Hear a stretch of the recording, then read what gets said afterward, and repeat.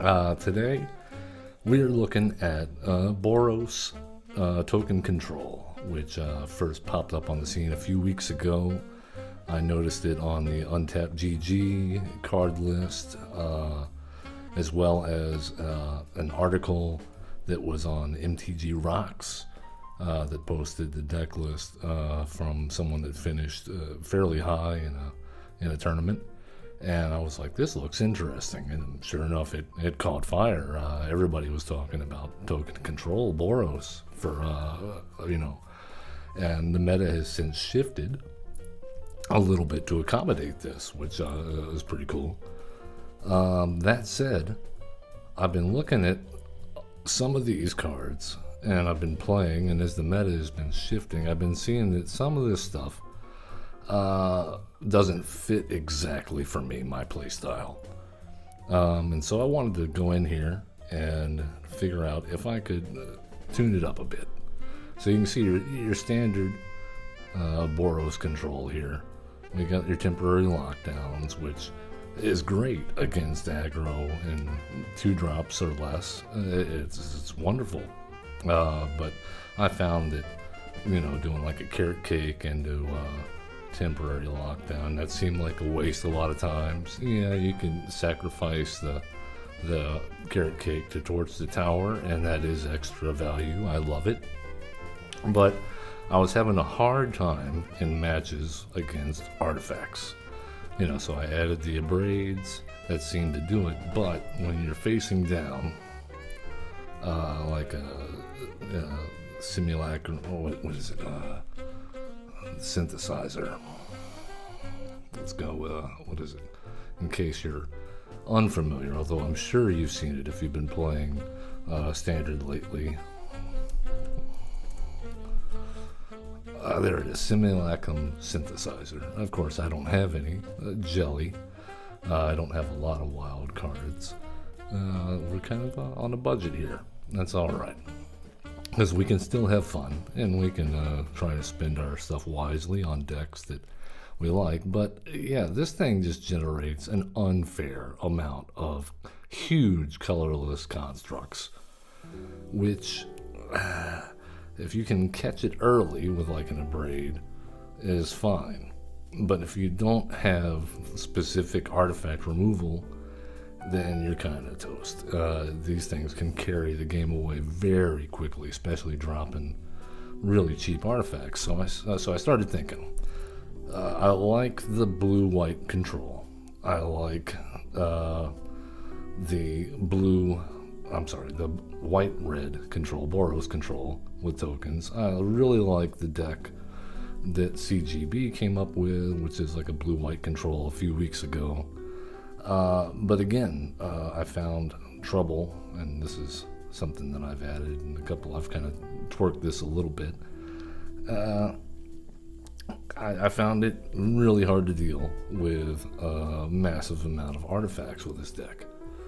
And because it just keeps coming back, and then there's a few other points that I was getting stuck on. So I have taken these 2 decks and have kind of combined them, and also included maybe a little weirder version here. So today we're going to be looking at these 2 variants of token control.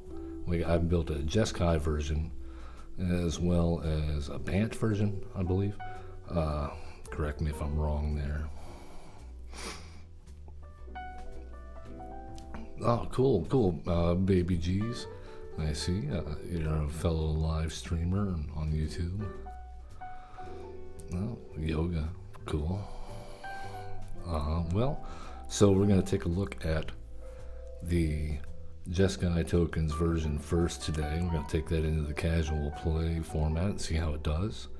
And the token control, the Bant version. So to give you a heads up, let's take a look at our deck list, and all this will be available. I have the untapped GG overlay. Should be going here. If you need to put it in any cards, just use the commands in chat. And you can see what I'm running. But this is my current look at this deck, and for this one, the idea was simple. I really like the blue, white-red control, the Boros aspect, Herb Brass Forge. It's a monster. It's a bomb. And if your opponent doesn't deal with it, it just quickly gets out of hand. The Caretaker's Talent.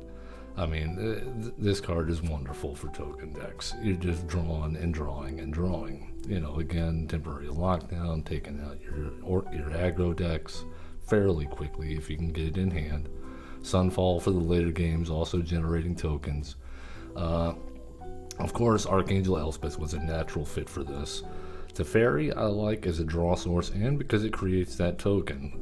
So I threw that in there as a one-of, fun-of, along with Season of the Burrow, because I like the fact that the 3-pause mode will get you back the Caretaker's Talent or an Herbrax Forge, and with an indestructible counter on it, or heck, even a Restless Anchorage with an indestructible counter on it. I mean, basically you're just looking at exile for removal at that point, and that dodges a lot. The token is great as well. Also, the bounce, if you get it to the -12. So what we're looking at here is just kind of some counter spells thrown in, along with the 3 steps ahead, to try to make even more tokens and draw advantage. And so yeah, we'll start out with that one, and we'll see how it goes. And then I'm going to switch over to this guy here, and which we've mixed it up a bit. And you can see I'm running a few Myrixes here versus all Fountain Ports in the other deck. My mana base is all screwed up. Again, we don't have a whole lot of mythic and rare wild cards to just throw around here yet. We're just getting started. But I've been very impressed with Builder's Talent and its ability to work with non-land, non-creature permanents. And again, recursion with the level 3. Early on, the wall can do a lot, especially if you're getting those counters on it. I mean, it turns into just a blocker, into a huge blocker. It threatens anything and really stalls the game out until you can stabilize. I got the Carrot Cake here because we are not running temporary lockdown in this deck, because I don't like it eating the talents, and I don't like it eating the Carrot Cake, and we can kind of get around it. We're still running the 2 Sunfalls, our 4 Sunfalls. We're also running Seal from Existence for spot removal. We're running the bargain version of the counterspell, which, you know, with our Carrot Cake and the tokens, if we don't need the wall, also our Restless Anchorage is making map tokens. This should be an easy 1 colorless, 1 blue, almost constantly. Innkeeper's Talent, amazing. The ward, the doubling of counters that we get from Builder's Talent, I mean, it's pretty good. Pretty good. I've been really impressed. Again, we're running Teferi here for the card draw and the spirit. Season of Burrow, again, spot removal for non-land permanents. Excellent. Yeah, they get to draw a card, but I've even found this is very situational. I mean, you can recur the Caretaker's Talent. You can recur a Seal from Existence. You can recur all this stuff with an indestructible counter on it. Your Restless Anchorage. Even in like games against mono red, if I get up to 5 mana, I can just make 5 white rabbits install until I can draw a Sunfall or something that's going to take care of the threats. This is where it gets spicy. We got the one-of fun-of Season of Gathering. And not only is it putting counters out there, which are probably getting doubled by Innkeeper's Talent, not only is it going to give something Vigilance and Trample, like maybe or a token from Teferi, but it's also going to be huge card draw. Even if I've had games where I was early on testing this out where I got a wall out and it was like a 9-16 or something like that wall, or 9-14, and you know, so bam, you know, 6 mana to draw 9 cards, and it's easy. But the big kicker here is the 2-pause mode for all those Simulacrum decks. Destroy all artifacts. Bam. Problem solved. This is your Sunfall for your artifact decks. It will just get out of here. Just go. That's the idea. And we're also running the Myrix as opposed to more Fountain Ports because we do have the Innkeeper's Talent. So alternate win con. We get like 5 Phyrexian Mites. And yeah, that's game if we get them in. That, a few counter spells, negate, good. Like I said, ossification for more spot removal. And let's take it into the queue. Start out with the Jeskai, and then we'll see where it goes. Again, we're just doing casual today. Tomorrow, if either of these decks make the cut, we may try to climb the ladder here with one or both of them. Let's start out with Jeskai tokens.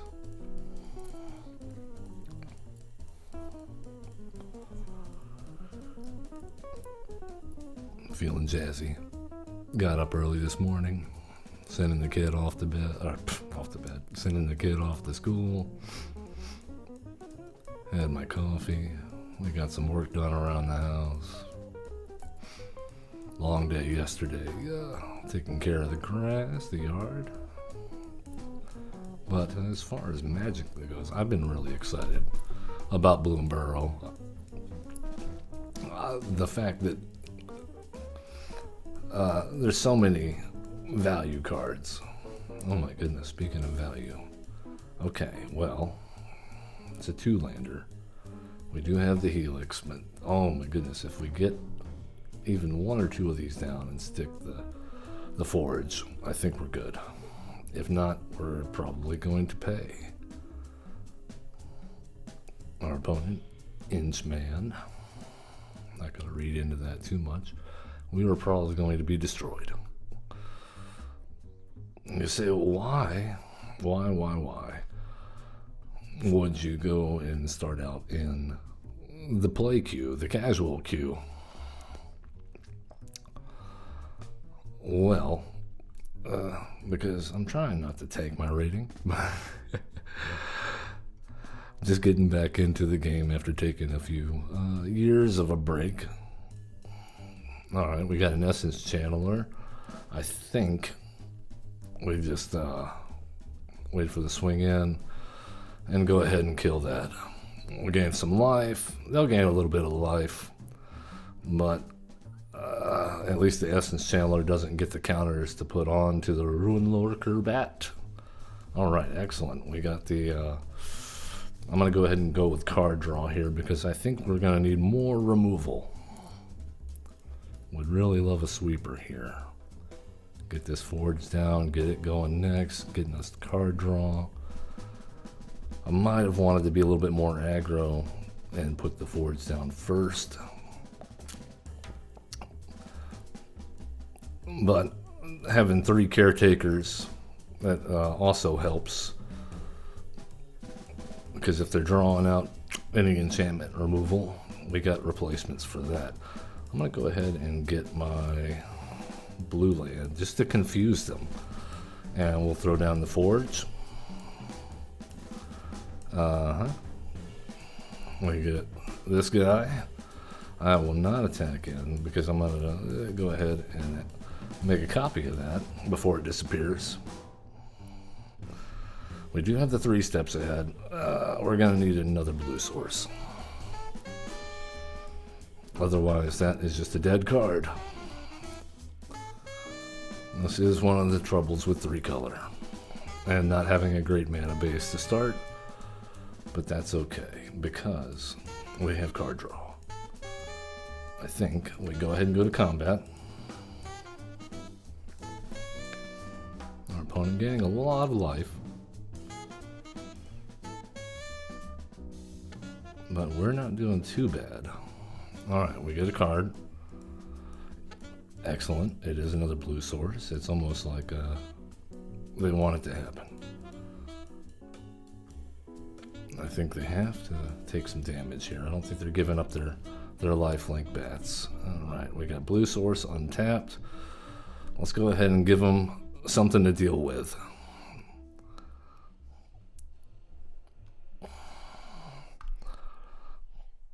Alright, we got lifelinkers too. And they're going to have a bit of an issue getting rid of Elspeth this turn. Well, thank you for the follows. I do appreciate that. We are just getting this channel started, so we love to see it. Alright, Elspeth down to 2. Okay, let's manually tap for this. So let's go white, colorless, I guess white. And Caretaker's Talent. I think we can survive the Zora line a few more minutes. Let's go ahead and make another token. I was really hoping for an untapped land there, but No More Lies seems also good to hold up. Let's attack in with everybody. I mean, they're not sticking around forever. Alright. Opponent jumps the 1/1 trampler. Fair enough. And in turn, I imagine they swing something at Elspeth here. Let's be in at 20. This is problematic. I think we gotta let this go, and we'll just temporarily lock down next turn. We'll go ahead and No More Lies that, because that we're already gonna have to deal with the Zora line, but we can do that with the Abrade.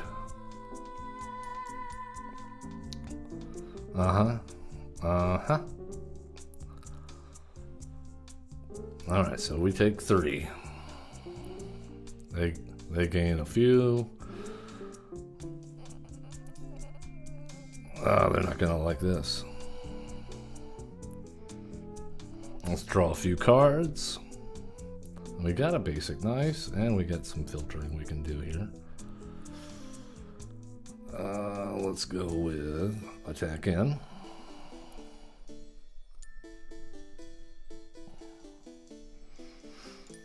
Do they block? I mean, they have to, right?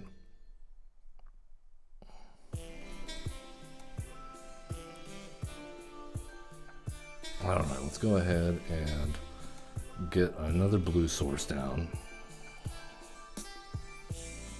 Actually, maybe we should go white. Yeah, let's go white. We'll go white, colorless, white, temporary lockdown.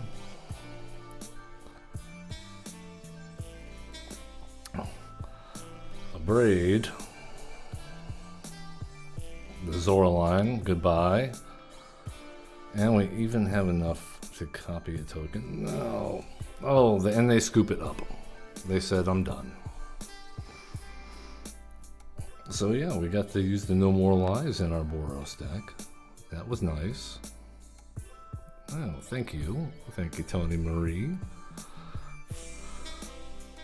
My wife, ladies and gentlemen, supporting me here in the chat.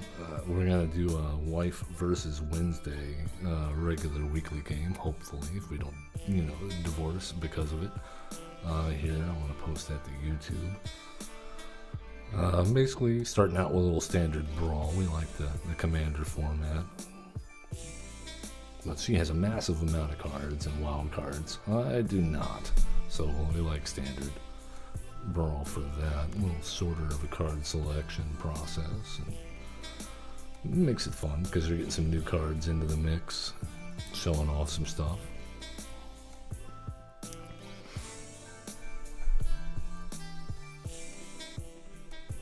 So I can see chat now, so that's good. We've tested that. Okay, this is what you want to see, except I would really love another land. But the 2 forges, we got a board wipe, we've got spot removal and recursion.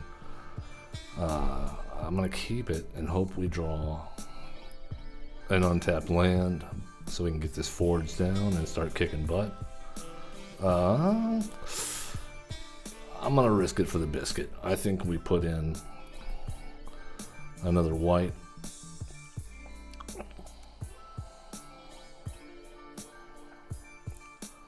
We're playing, is this otters? What are we doing here? Ocean Fire. Okay, we got frogs.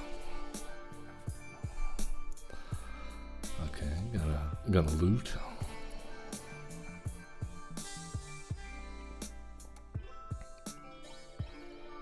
Feeling jazzy. Okay, I got rid of the Sword of Vengeance. Okay, we go white. We have the blue in hand, and we got the Fabled Passage. Let's go ahead and slam that forge.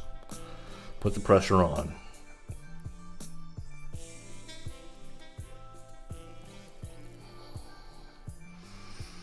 No blue payoffs in handy yet, but I think we'll be okay.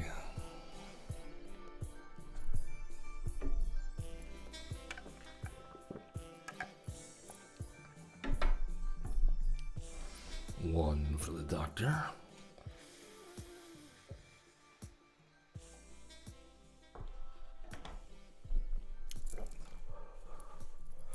I was right. It's an otter. Oh, he's going to get cards off that otter. Okay, we have to get a second blue source here. Or else that 3 steps ahead is just a dead card. Now the question is, do they block here?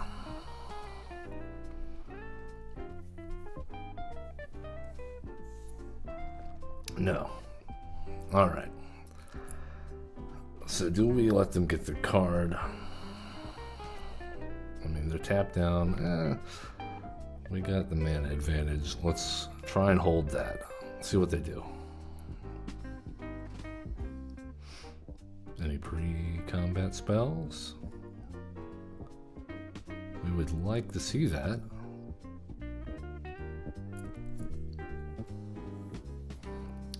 There you go. All right. So, drawing. Probably looking for some prowess, guys. The Thieving Otter.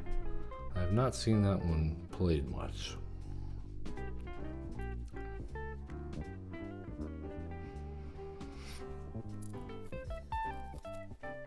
Which means nothing. It could be great. We'll see what our opponent does with it. Alright, they're going to combat. Swinging in. I kind of want to gain some life, so we'll hit the otter. Even though I love otters, I think that's my spirit animal. Alright, our gutsiness paid off. I think in this particular moment, we're just going to hold up removal and or counters, even though I would really love to slam that second forge.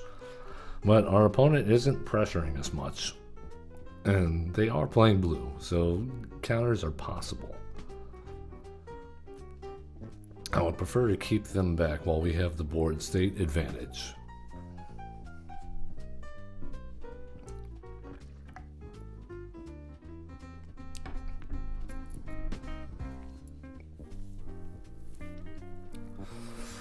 Got our secret tech here in Season of the Burrow.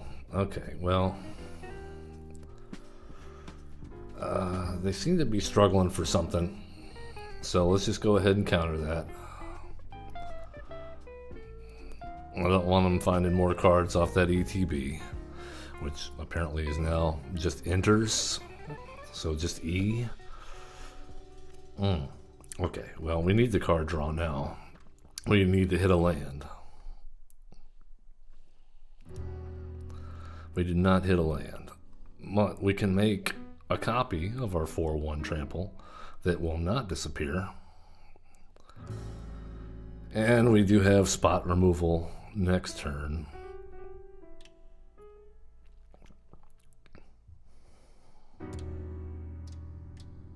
Hopefully, there we go. There we go. Let loose with Bria. And the Stormcatcher Mentor. Okay, we really probably need a board wipe now. So we're gonna need another. Let's get rid of, I guess, the 2/1. I mean, it doesn't matter. They don't have anything for the prowess. There we go. Never punished. Let's just go ahead and Sunfall. Rip that band-aid off.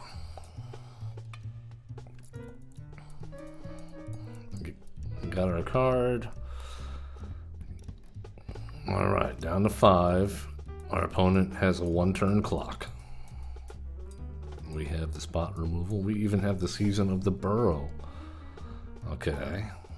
We got an otter.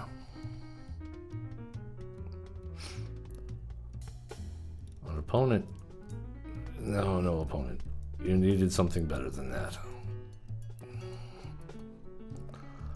I think the correct answer is another forage and a get lost.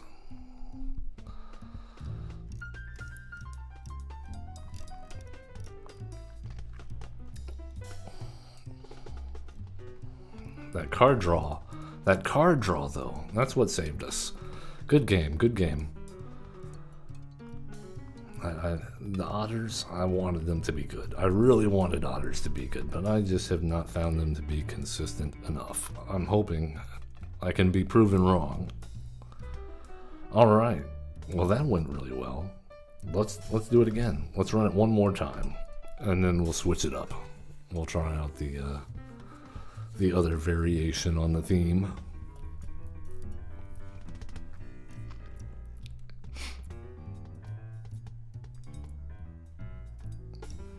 If you weren't able to catch the whole stream here, we will be reposting to YouTube shortly after the stream. And don't forget to catch our premiere tomorrow of Wife versus Wednesdays. A little standard brawl action between my wife and myself.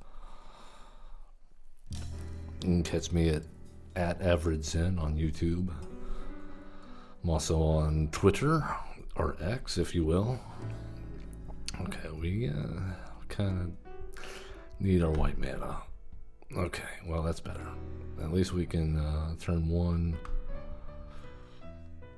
Let's, oh man, I don't want to ditch Elspeth here, but I think the right move is for that and save the card draw and removal in the form of Fountain Port and a Braid, and of course the Forge. You want to see that. Okay, this is going to be a problem. Let's go with that.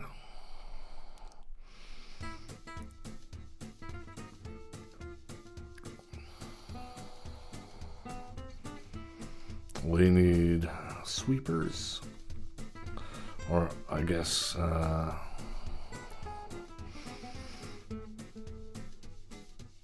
we're not going to be able to prioritize slamming the Forge here. It's just not going to be fast enough.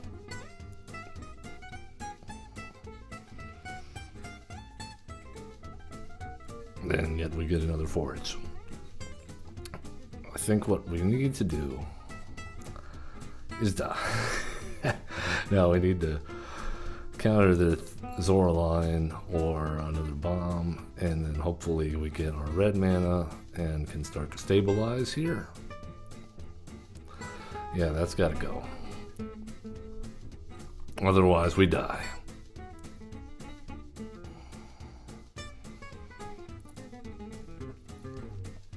That in combination with this guy and these guys getting counters, that's just so much life off the top.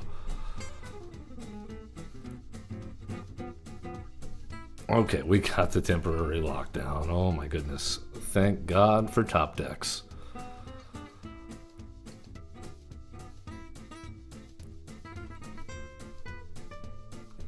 We needed the sweeper, and we got the sweeper.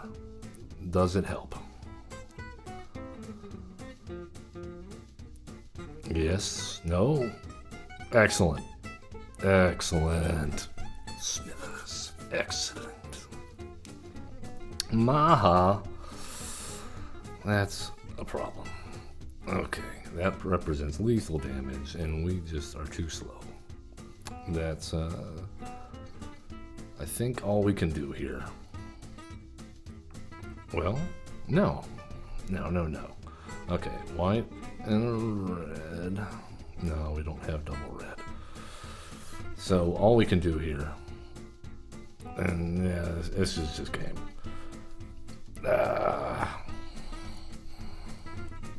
So close. So close.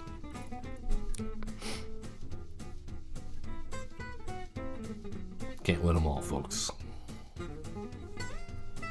Wouldn't be much of a game if you could. Alright. I think we've shown that if I can hit my land drops and if I had a better mana base, this deck would be good.